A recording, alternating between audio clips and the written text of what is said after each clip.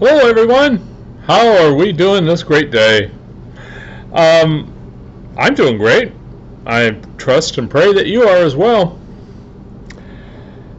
We are talking quickly about the priesthood.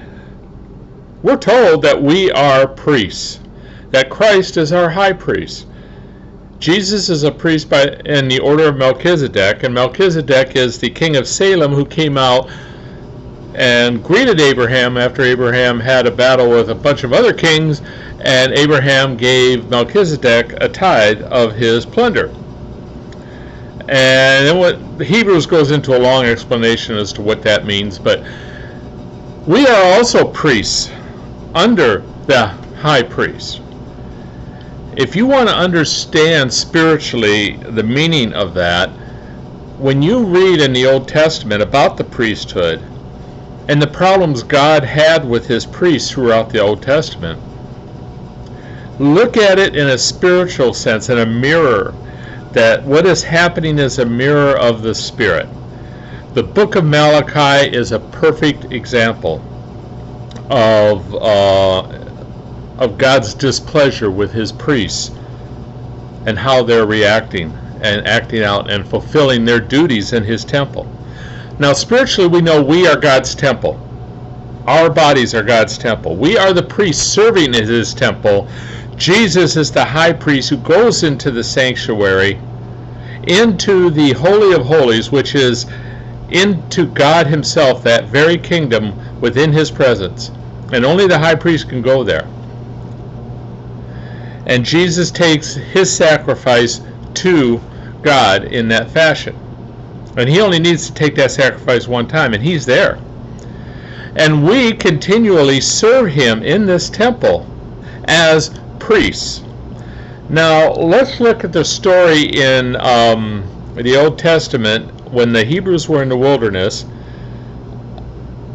There was Dathan and Korah, and it's commonly called the Rebellion of Korah, where they were Levitical priests. But their assignments, they considered mundane assignments. They wanted to have some more important assignments as priests. They wanted to be able to fulfill sacrifices and the more upfront things that people saw. They wanted people to come in and see that was them who was offering the services on behalf of God.